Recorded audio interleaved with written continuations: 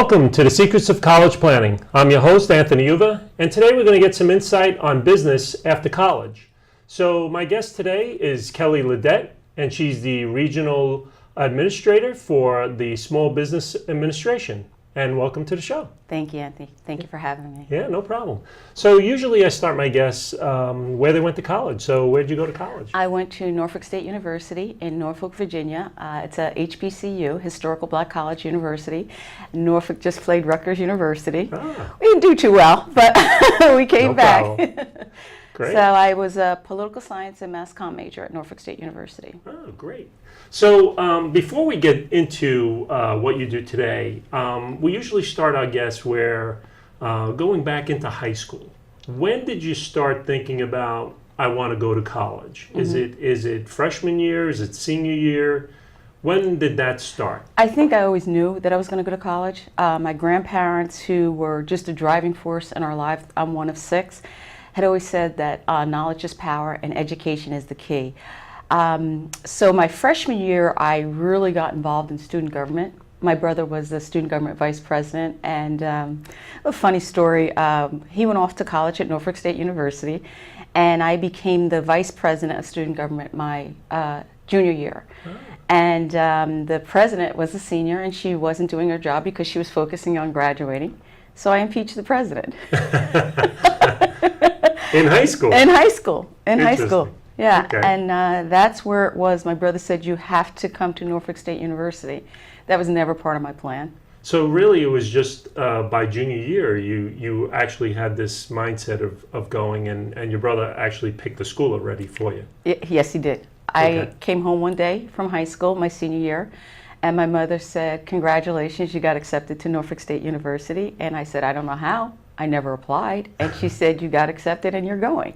Wow. And it was my brother who filled out all the paperwork because he was determined to have me down there with him. Wow, fantastic. Yeah. So there were no other schools? You didn't pick any other schools because no, you didn't even know? I had applied and Oh, I had gotten accepted to others, but we're a very close-knit family, okay. And my brother had always been more like a father figure, although he's just 2 years older. So it was, if David said you're going to do it, you're going to do it. Okay. Mm-hmm. So now, is the school close to your home? Was that a deciding factor? No. Okay. The school is actually about 6 hours away. Oh. And there were a lot of us that in the church that I went to and the church that my brother went to, quite a few had gone to Norfolk State. And at that time, it was really ingrained in us that we look at historical black colleges and universities. And so when I got there, I was really happy that I was chosen to go there, so to speak. So yes, I was well pleased. So now you're at Norfolk. Mm-hmm. What did you start studying? You said communications. That was something that you wanted to do after school? It was more political science and a mass comm minor. So in my mind, I thought I was going to be some high-powered attorney in my mind. And it didn't turn out that way, of course, but I was involved with student government there because my brother was the student government president. And eventually I got involved because after he left, we continued to work with students in my class that ran for student government. Mm-hmm. And I think where I decided that I was not going to pursue mass comm was I had a principal speaking class and I had to have a debate. And we had to bring in someone to debate. Okay. And I made the fatal flaw of bringing in my brother, again, who was at the time the student government president, and he was the president of his fraternity. And when I got to the class, I was not prepared. And I didn't bring a group of people to support me. When I got to the class, he had his fraternity brothers and student government associates. And hands down, I lost the debate and was embarrassed and said, I won't go that route again. Wow, interesting. So is that something that a lot of kids want to do when they get to college, is join some clubs? I would really encourage it. I encouraged it with my 2 children to get involved, be involved. And this is how you know what's going on campus, what's going on with the administration, and really what's going on around the world. Because of going to college and having my kids involved in clubs, they really were able to see so many different parts of the world. My daughter was on a debate team at Bennett College. Oh, she'll kill me. Bennett College, and she was able to go to Tuskegee and other places because she was on the debate team. Okay. And my son went to University of Rhode Island, and he was involved with student government, but he was on a 4-year scholarship, football scholarship, and he traveled all over New Atlantic. So it was just a great experience for both of them. So I would really encourage students to get involved, and if something's not their niche, they may find it by getting involved in a club or extracurricular activity. Great. So now you're graduating from college. SBA, Small Business Administrating, that's usually something that no one usually picks up in college. So how do you go from political science into getting to where you are today? So that's another interesting story. So for 23 years, I've worked for elected officials. I've been a deputy chief of staff to a governor, a deputy chief of staff to a United States senator, director of constituent services for our congressman, and it was all about giving back, all about serving. So when Sandy hit in 2012, I was working for a United States senator and got really involved. I was already working with Small Business Administration, but just on a very minimal level. When small businesses would call, how can you help us? I would refer them to the Small Business Administration, which happened to be in the same building that we were when I worked for the senator. Wow. And so when Sandy hit, and I was personally affected, I lived in Monmouth County, a block and a half away from the beach, and I saw the devastation firsthand. I personally lost 2 cars. And I would never forget going to Seaside Heights. The vice president had come in, and I was staffing the senator that day. And my eyes just couldn't bear what I saw. And to actually see the National Guard there and warming their hands over a can, you wouldn't think that you were in the United States of America. And I remember the former mayor of Seaside Heights, when I went to tell him, we're here for you. And if there's anything that we can do, just let us know. And I went to shake his hand, he grabbed me in a hug, and he became very emotional. And I remember going back to the Small Business Administration and saying, we need to be on the ground. And with full compliance, they came down, they looked to start working with small businesses. And it was not an easy task. I mean, you're talking total devastation. That whole area is, their economy is tourism. And it was washed out in one fell swoop by a wave. Wow. And so I fancy myself knowing everything about the SBA through that experience. Yeah. And September of 2013, my husband and I were getting ready to go on vacation, and I got a call, and the senator told me that, hey, I've learned that the regional administration, the regional administrator position is open. I think you'd be great at it. Send your resume to the White House. And Wow. I just thought, me? And the day that I went on an interview was, again, another tale of stories. But I remember the senator saying to me, do what you do best. Let them know who you are. And I was just so overwhelmed that I was seeing myself really through his eyes. And I remember 7 interviews in one day. Wow. Running across the White House lawn and realizing I was running in the wrong direction. And all I had was a receipt in my little handbag to wipe my brow. And months later, I was given a call. The president signed off, and you're now president appointee, along with the national administrator, Maria Contreras-Sweet. And I'm the Region 2 administrator for the Small Business Administration, which encompasses New Jersey, New York, Puerto Rico, and the U.S. Virgin Islands. Wow. And I like to say New York especially, not more than New Jersey, we love New Jersey, but it's the financial capital of the world. Sure. So when you're looking at the SBA, when you're looking at the region, you're looking at what we have to offer the small businesses back into the economy. Yeah, and that's the next question that I have for you is the small business. A lot of kids go to school for business, and they graduate and they want to get into their own business sometimes. What opportunities does the Small Business Administrating, what do they have that will be able to enhance that person's ability to grow? Okay, so there's a number of things, and right now we have so many programs. The president's commitment to the small business is just amazing, and our administrator says we're no longer the SBA. We're smarter, bolder, and more accessible. So we have a number of programs, and I like to start off with, first we have what we call our 3 C's. And the 3 C's stand for 1, which is counseling. And we work with resource partners, the small business development centers that are housed at colleges and universities.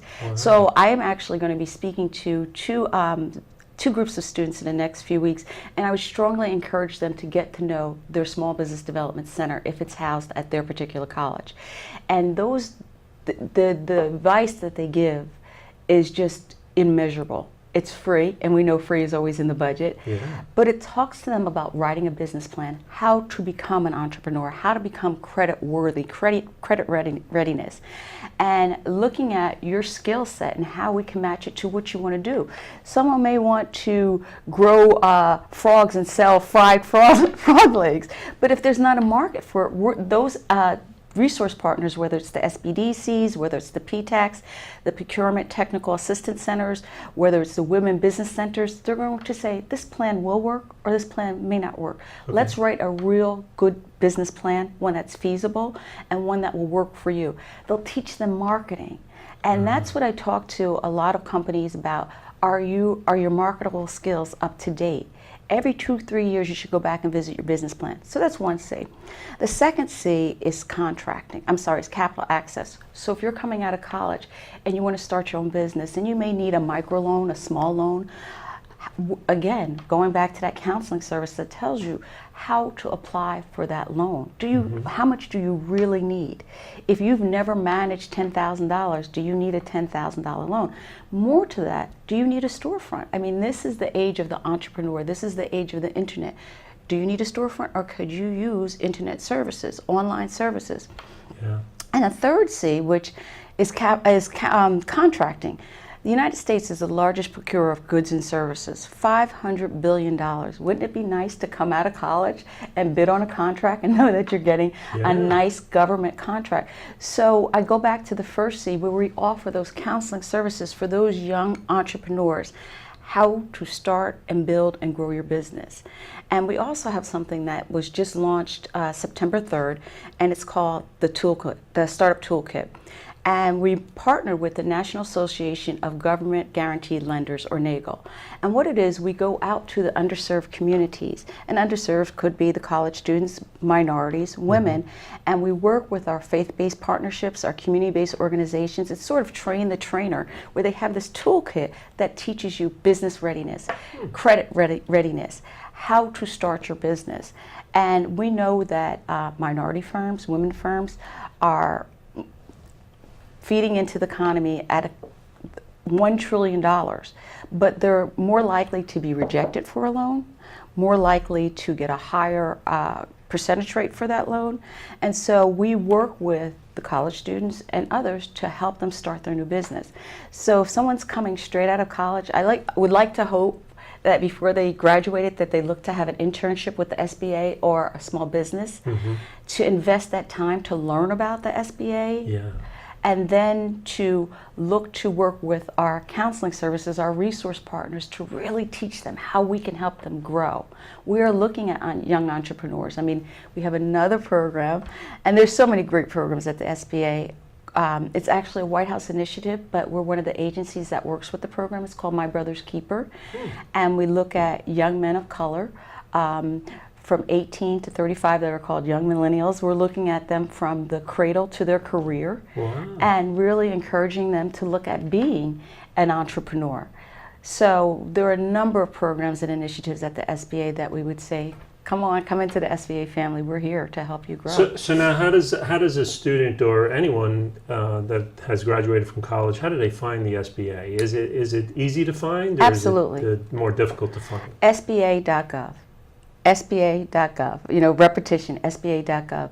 We have a really great website, a tremendous website. It's interactive, and we're here in New Jersey. We're in Newark, New Jersey, 2 Gateway Center.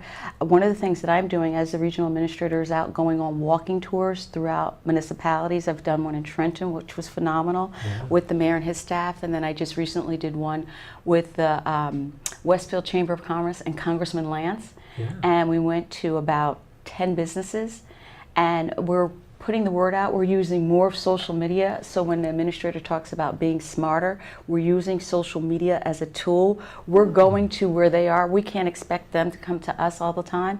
And so we're using Twitter. We're using Facebook, we're using Instagram, and we're learning what they're learning so that they can connect with us. We're looking at now doing a Twitter town hall so that if Wow, that's great. so if that young entrepreneur is interested in starting their own business, we're here and we're available to them. So now, do you find with a lot of people that have businesses, when they come to you, is it already a business that's been established where they're looking for more money or smaller amounts of money? Or is it something where they are just starting out, they need something, some kind of capital to get it started? It's a combination of both. So again, I go back to, I can't underscore the value of our resource partners. We're going to ask them to sit down with, of course, our staff, and then to utilize the services of our resource partners. Again, SBA.gov, and going to our website where it will tell you how to get in touch with our resource partners. We have 13 SBDCs across the state of New Jersey, and I cannot tell you how valuable their services are. When I went to an awards dinner back in December, and each SBDC awarded a business owner an award for their work that they've done for the year or done. Oh, wow. And it's talking about how they started or how they're growing their businesses. And we like to say that the relationship doesn't end once you start your business, it only grows with us. Because again, every 2 years, looking at your business plan, how is it changing? When I went on a walking tour in Westfield, the owner said, I have zero debt, so I don't need you. Well, maybe you do. Why would I come to Westfield if I live in Monmouth County to buy jewelry? Are you marketing to me? We'll teach you how to market your business. Wow. And he said, give me the card. So it's not all about loans, it's about the other services that we have to offer. So what type of businesses do you see most of? Is it restaurants, or is it small businesses like jewelry or nails or something like that? Again, a wide array of businesses. So we, of course, restaurants, nail salons. In Montclair was a pedaling shop, a bicycle shop. When I went to Puerto Rico, I have a great story where we visit what we call success stories, and there was a gentleman that sent his daughter to school to become an engineer. She gets her engineer degree, she decides she doesn't want to be an engineer. Sends her back to school to become a lawyer. She gets her law degree, decides she doesn't want to be a lawyer. Now, right about now, we're going to talk about how we're going to fund this. But what she did was her grandmother made hot sauce, and they would put it just as a condiment on the table. She went to the Small Business Development Center in San Juan, Puerto Rico, and learned how to market this. Her father now employs 8 people and puts 2,500 bottles of Mi Madre Pique, which is hot sauce, on the shelves a month. Wow. And this is the value of the Small Business Development Centers. So when we're talking about business, it's just a wide array. And so when you talk about business, we'll talk about, if I can, go into another program we have, and it's called STEP. And STEP is the State Trade and Export Promotion Program. So this is a program where we help those that are looking to export, so young entrepreneurs, older entrepreneurs, encore entrepreneurs, those that are looking to start a new program. We're teaching them how to export. Those that are exporting currently, let's increase your value of what you're doing, or let's teach you how to export.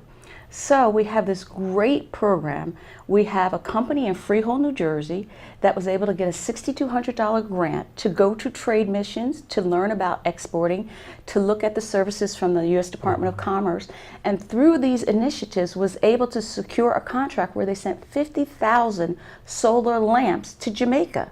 Oh, wow. $6,200 yielded this contract for 50,000. So when we're talking about whether it's restaurants, solar, nail salon, architecture, agriculture, it's just a wide array. Yeah, so now the application process, people have said that the application process is long and there's a lot of paperwork to it. You're in it, so you tell us, is that something that is really a concern? It is a concern. I like to think that, again, under Administrator Maria Contreras-Sweet, she's looked at these obstacles and turned those obstacles into opportunities. So we have a number of new programs where there's not the long, arduous process. More than that, I like to say, sit down with us, let us walk you through the process. we like to think that sometimes there are those of us that walk in thinking that they know everything. And until you sit down and talk with someone at the SBA, whether it's an economic development specialist, a lender specialist, that will work with you and also, again, advise you to go to our resource partners, that those obstacles could be completely eliminated. That's if you're walking with us step by step by step. And how long is the process? Is it a long process? It varies. It varies. It depends on what you're applying for. It depends on what you're looking to do. So what I, again, would encourage is first to go to SBA.gov, contact us, and contact me. And we'll sit you down, whether you're in New Jersey, New York, Puerto Rico, or even if you're not in our region, we'll refer you to one of the district directors or the regional administrator in another region. Our goal is to make sure that you're becoming a part of the SBA family. We have so many programs that could be available. We know that two out of every three jobs are started by a small business. So we are the ones that are driving the economy. So we invite you to come and be a part. We invite you to be the young entrepreneur, again, the encore entrepreneur, or to start your small business. Yeah, so a lot of people out there, they see on ABC the Shark Tank. Is that a big thing that a lot of people discuss with you? That is a big thing, and we encourage people to be a part of that, to look at Shark Tank. And I actually, even with myself, I said to my husband, he makes a mean pot of gumbo. You need to go on Shark Tank. But I think it is, those young entrepreneurs, those encore entrepreneurs, to be an entrepreneur, to be a small business, you have to have an appetite. You're working for yourself, so you're going to work harder, you're going to work longer, you're going to have a different drive, and you have to know that you're going to see the benefits, but it's what you invest into the business. So you have to have that passion. So Shark Tank is real. It is real. When you look at just in New Jersey alone, we have some great statistics. We're looking at closing out our fiscal year in just 2 weeks, September 30th, more than 1,600 loans, over $750 million, up 35% from last year. And when I talked about STEP, the trade program, we're looking at $36 billion of export in New Jersey alone. So it's real that you have to have that passion. And we will work with you. We will be your partners. I like to term it as being a part of the SBA family. But we want to see your passion, your commitment. So now, student that's male or female coming out of college and wants to start something like this, what's the first step? Is really just to go to your website? First step, go to the website and then engage yourself with one of our staffers at the SBA. And again, looking at the SBDCs. As I mentioned my brother early on when I first was told that I had the appointment. And he said, well, Kelly, what does the SBA do? And I said, David, let me call you right back. And that's what it's about, finding out who we are at the SBA. Could we do more with our messaging? Yes. And so that's why we're here. And that's why I thank you for this opportunity to talk about the SBA. Sure. To talk about the small businesses on Main Street and those that are not on Main Street, where we can go out to them. Because again, we can't sit in the ivory tower and wait for you to come to us. If you tell us you need help and you can't get out because it's just one of you, we're going to come out to you. I certainly will. So what I'm hearing is you need to find a guide or a mentor at the SBA that'll help them through the whole process. Do you see a lot of internet sites that are opening up through the SBA? Is there a lot of entrepreneurs going in that route? They are, and we're encouraging them to do so.